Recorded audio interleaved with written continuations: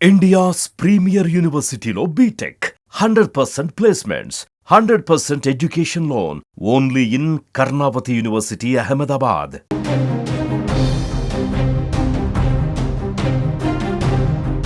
పాకిస్తాన్లో అల్లకల్లోలం మొదలైంది. ఇప్పటికే బలూచిస్తాన్ ఉద్యమంతో బలూచిస్తాన్లో తీవ్ర ఆగ్రహంతో ప్రజలు ప్రత్యేక దేశాన్ని అక్కడ ఏర్పరచుకున్నటువంటి సందర్భంలో తాజాగా మరొక రాష్ట్రం కూడా ప్రత్యేక దేశం కావాలంటూ పాకిస్తాన్ పైన తీవ్ర దాడికి తెగబడింది. ఒక హోంమంత్రి ఇంటిపైనే నేరుగా దాడి చేసినటువంటి దృశ్యాలు ఇప్పుడు భయాందోళన కలిగిస్తున్నాయి. అక్కడ పరిస్థితికి అద్దం పడుతున్నాయి. శ్రీలంకలో ఎలా అయితే రాజభవనంలోకి వెళ్ళి అక్కడ ఉన్నటువంటి పబ్లిక్ అంతా కూడా ఇంట్లోకి చొరబడి ఏ రకంగా సామాన్లు తీసుకువెళ్లారో సేమ్ అలాగే పాకిస్తాన్లో కూడా ఇప్పుడు సింధు రాష్ట్రంలో ఒక హోంమంత్రి ఇంటికి వెళ్ళి పూర్తిగా హోంమంత్రి ఇంటిపైన దాడి చేసి ఆ ఇంటికి అగ్నిని అంటించి ఇంట్లో ఉన్నటువంటి సామాన్లపైన కూడా దాడి చేసినటువంటి దుర్భరమైనటువంటి పరిస్థితి ఇప్పుడు పాకిస్తాన్లో నెలకొంది. దీంతో పాకిస్తాన్లో తాజా పరిస్థితి ఏ రకంగా ఉందో కూడా స్పష్టంగా అర్థమవుతుంది.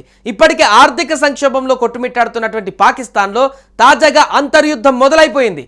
ఇప్పటికే పాక్ చుక్కలు చూపిస్తున్నటువంటి బలూచిస్తాన్ ప్రత్యేక దేశంగా ప్రకటించుకున్న నేపథ్యంలో సింధు ప్రాంత ప్రజలు కూడా నీళ్ల కోసం అవస్థలు పడుతున్నారు. రోడ్లెక్కి ప్రభుత్వానికి వ్యతిరేకంగా నిరసనలు చేస్తున్నారు. తమ సమస్యను పరిష్కరించాలంటూ గత కొన్ని రోజుల నుంచి ఆందోళనలు చేస్తున్నారు. రోడ్లపైన వాహనాలు ధ్వంసం చేస్తూ నినాదాలు చేస్తున్నారు. దీంతో పరిస్థితులు ఉద్రిక్తంగా మారాయి. అక్కడ ఓ పాకిస్తాన్ మంత్రి ఇంటిని స్థానికులు ఏకంగా చుట్టుముట్టి నిప్పు పెట్టారు, నినాదాలు చేశారు. మాకు సపరేట్ ప్రాంతం కావాలంటూ కూడా వారు ఈ యొక్క నిరసనలను తీవ్ర స్థాయికి తీసుకువెళ్లారు. దీంతో పోలీసులు ఘటనా స్థలానికి చేరుకున్నారు.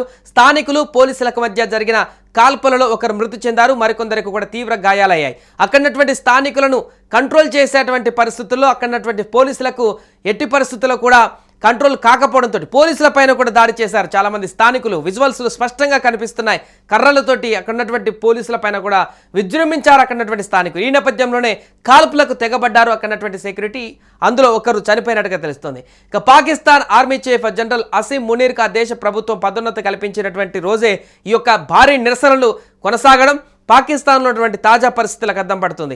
ఇప్పటికే బలూచిస్తాన్తో సగం విడిపోయినటువంటి పాకిస్తాన్ చిన్న ముక్కగా మారినటువంటి సందర్భంలో సింధు రాష్ట్రం కూడా ఇప్పుడు ప్రత్యేక దేశం కావాలంటూ ముక్తకంఠంతో పాకిస్తాన్ ప్రభుత్వం పైన తిరుగుబాటు జెండా ఎగరవేయడం, నేరుగా మంత్రి ఇంటిపైనే మూకుమ్మడి దాడి చేయడం, అక్కడ భద్రతా చర్యలకు సంబంధించిన ఏ విధంగా సెక్యూరిటీ లోపాలు ఉన్నాయని కూడా స్పష్టంగా అర్థమైపోతుంది. దీంతో ఇక పాకిస్తాన్ దౌత్యపరంగా ఇటు ఆల్రెడీ ఇప్పటికే భారత్ దౌత్యపరంగా ఎన్ని రకాలుగా పాకిస్తాన్ ఇబ్బందులు పెట్టాలి అన్ని రకాలుగా పెడుతుంది. అండ్ ఇప్పుడు పాకిస్తాన్లో ఉన్నటువంటి ప్రజలే పాకిస్తాన్ ప్రభుత్వాన్ని పూర్తిగా ఇరకాటంలో ఇబ్బందులు పెట్టేటువంటి పరిస్థితి నెలకొంది. దీంతో కుక్కలు చింపిన విస్తారాకుల పాకిస్తాన్ మారేటువంటి పరిస్థితి స్పష్టంగా కనిపిస్తుంది.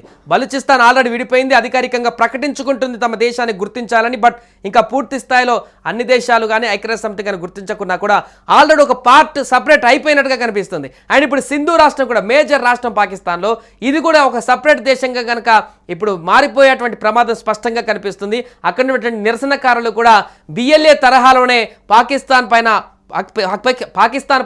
అంటే ప్రభుత్వం పైన దాడులు చేసి ఆర్మీ పైన దాడులు చేసి ప్రత్యేకమైనటువంటి ప్రాంతంగా గుర్తింపు పొందడానికి కూడా నిరసన తీవ్రతరం చేసేటువంటి పరిస్థితి అయితే నెలకొన్నట్టుగా కనపడుతుంది. దీంతో ఇక పాకిస్తాన్ అనేటువంటి దేశం అతి చిన్న దేశంగా మారేటువంటి అవకాశం ఉంది. ఇక ఇప్పటివరకు ఏదైతే ఈ బలూచిస్తాన్ సింధు రాష్ట్రాలు కూడా విడిపోతే పాకిస్తాన్ ప్రపంచ పటంలో అతి చిన్న దేశంగా మారేటువంటి అవకాశం ఉంటుంది. ఇక ఇలాంటి కుట్రలకు పాల్పడేటువంటి ఉగ్ర కుట్రలకు పాల్పడేటువంటి పాకిస్తాన్ కూడా క్రమంగా పూర్తిగా కనుమరుగయ్యేటువంటి అవకాశం కూడా ఉన్నట్టుగా కనపడుతుంది. ఏదేమైనా ప్రస్తుతం పాకిస్తాన్లో కొనసాగుతున్నటువంటి అంతర్యుద్ధం అనేది తీవ్ర స్థాయికి చేరింది. పాకిస్తాన్ని ఎవరూ బ్లేమ్ చేయాల్సిన అవసరం లేదు, ఎవరూ పాకిస్తాన్ పైన ప్రతీకారం తీర్చుకోవాల్సిన లేదు. పాకిస్తాన్లో ఉన్నటువంటి పాకిస్తానీలే ఇప్పుడు ప్రతీకారం తీర్చుకున్నటువంటి పరిస్థితి వచ్చింది. పాకిస్తాన్ ప్రజలే పాకిస్తాన్ పాలకులని తరిమి కొట్టేటువంటి రోజులు అక్కడ నెలకొన్నటువంటి పరిస్థితి నెలకొంది. ఏదేమైనా కూడా నిత్య రావణ కాష్టంలా మారినటువంటి పాకిస్తాన్లో రాను రాను ఎలాంటి పరిస్థితులు ఎదురవుతాయో చూడాలి.